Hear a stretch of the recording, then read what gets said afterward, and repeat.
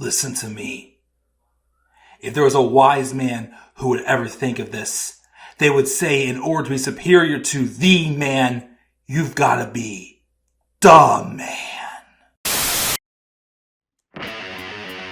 For I am the man himself.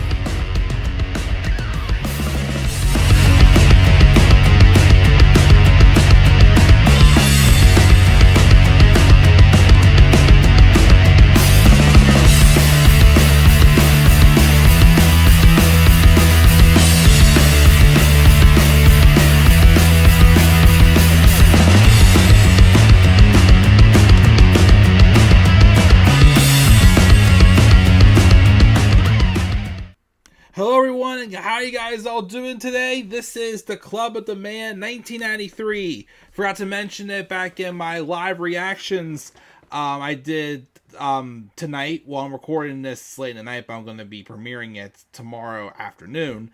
But first, I hope you guys all had a very Merry Christmas and am still enjoying the Christmas season. And I still like to think between Christmas and New Year's, it's still the Christmas season. So hope you guys are enjoying your holidays right now. But we're going to continue on with this WWE 24 review series. This is episode number 15, which is called Empowered. This episode focused on the behind the scenes of the lead up to the first ever Women's Royal Rumble at Royal Rumble 2018. And it actually main evented the show.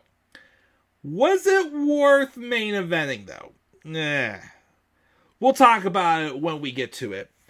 So, it kind of picked off, it kind of reminded us of some things that we got from the Women's Evolution 24 special we had. This kind of focused, talked about some history moments that took place after that match at WrestleMania 32.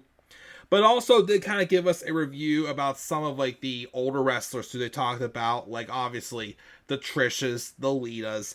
They talked about Molly Holly, Michelle McCool.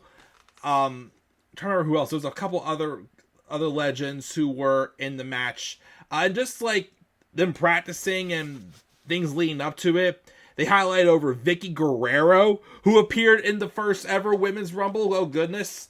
And of course, the Bellas, the Four Horsewomen. They also talked about, of course, the champions at the time. Alexa Bliss was the Raw Women's Champion. Charlotte Flair was the SmackDown Women's Champion. And they did also highlight over Asuka's NXT career, as she was obviously the favorite to win this Rumble match, because this was still while she was undefeated.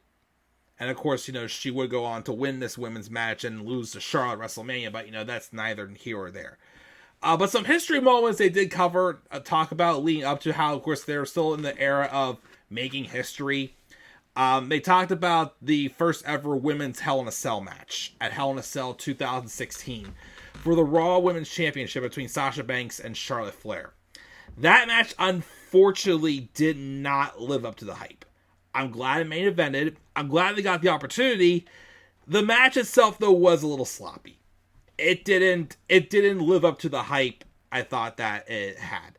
Of course, it didn't end the feud there. Of course, they kept going and playing hot potato with that for the rest of 2016. But it's still one of my favorite feuds because it really woke up women's wrestling on the main roster. So I can't quite diss on it too much. They did talk about the first ever women's Money in the Bank ladder match. Of course, that was technically won by a man because James Ellsworth climbed the ladder, grabbed the briefcase, and tossed it to the first ever Miss Money in the Bank, Carmella. They also they did also briefly again talk about whenever, I think the first women's match to main event a pay-per-view was NXT TakeOver Respect when Sasha and Bayley did it in the Iron Woman match. They also addressed, I think it was in December of 2017, I think it was. Sasha and Alexa had the first ever women's match in the Middle East. I forgot where it was located, because I know, what was it, a year later or so, when Lacey Evans and Natalya had the first, I think it's 2019, Because after that, yeah, because I think Lacey was a babyface, and after this, she started feuding with Bayley when she was a babyface, and Bayley was the heel, and it was an awful feud. But I remember Lacey Evans and Natalya were the first women to wrestle in Saudi Arabia ever, which that was a big history moment, even though the match was very forgettable, if I'm being honest. But they highlighted over like all that, and just like, you know, highlighted a few of the favorites to win the matches. Like I said before, the Asukas, the other ones who made the appearances there as well. They of course showed them, like, you know, preparing how they were celebrating and whatnot. Also briefly addressing Stephanie McMahon as well, because she played a huge part in this as well too. They're just looking to continue to make history. The only like newcomers they really highlighted on a little bit was Sonya Deville and Mandy Rose, all the way from back when they were in Tough Enough, and also like giving Paige the credit she deserved as well. Unfortunately, they did advise that Paige could not be in this Rumble because this is when she just got re-injured with the injury that did put her career on hold for a few years. And I say that because she did, of course, retire, but she would come back, of course, and she did get cleared to compete 6 years later. And she had her first match at AEW Full Gear 2022 against Britt Baker. But of course, that was sad definitely for her. I have a feeling that she could have been a favorite to win the match. And I still think what would have happened was, I don't know if she would have been in the match, but if she wouldn't have won that match, she probably would have won Chamber and gone on to WrestleMania. And I actually would have been okay if they had her be the one to end Asuka's streak instead of Charlotte. Because at least I feel like if Paige would have done that with the character that she was developing, and also with the upcoming of the Absolution stable with her, Sonya, and Mandy, that could have really worked a lot better if they would have ended Asuka's streak at WrestleMania. But of course they did it to Charlotte, you know, whatnot. But and that's why I think one thing that kind of felt that kind of hurt the first Women's Rumble match was the fact that it was very predictable. You knew Asuka was going to win it. And like, although it was kind of like a celebration of women's wrestling, the depth in the women's division wasn't really that great at that time. Heck, there's been many years where the depth in the women's division wasn't that great. But yeah, this year especially, it didn't warrant a 30 women match. It probably could have gone away with maybe just 20 or 25 if I'm being honest. But 30, yeah, it didn't have the depth. So it kind of suffered a little bit, but you know, it was still more exciting to see the surprises, who's going to show up. I still remember though when Lita did that moonsault, she barely missed smacking her head off the ground, I thought. And of course, it did kind of bother me a little bit that it came down to Asuka and the Bellas. Like, you couldn't have maybe given somebody else, I don't know, some other, you know, heel, maybe that could have benefited more from being towards the end, and not just Nikki Bella and Brie Bella. Why? Like, why did they have to keep getting the spotlight for these women's evolution things when, in the meantime, like, the storyline was they were the ones that were trying to hold back the whole give divas a chance. They were taking over the women's division.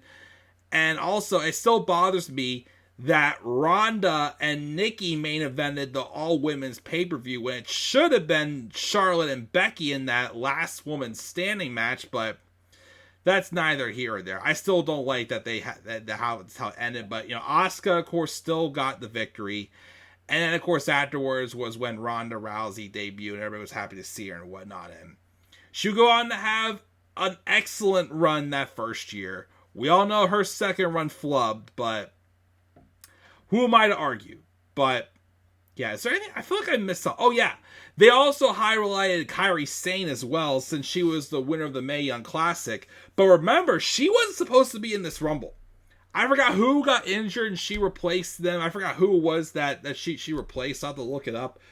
Because it was definitely someone who was not that big of a deal, because Dana Brooke eliminated Kairi Sane from the Rumble match.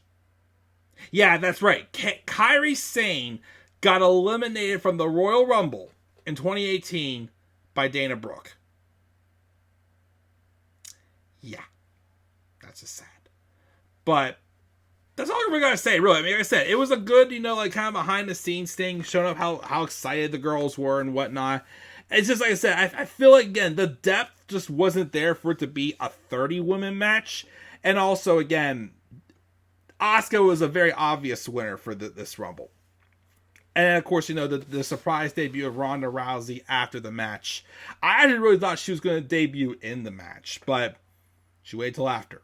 So, but yeah, that's all I got to say, really, about this episode of 24 called Empowered.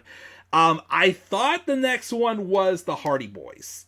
It's actually not. There's actually one more episode before the Hardys, and that's WWE Raw 25 years, which will go behind the scenes of Raw 25. And I don't think I've ever seen this one before.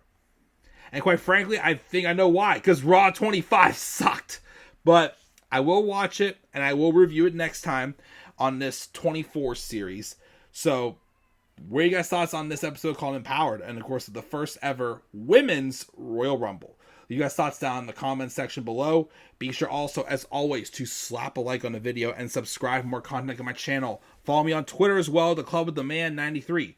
You may also follow me on TikTok and on Instagram at The Club with the Man 1993.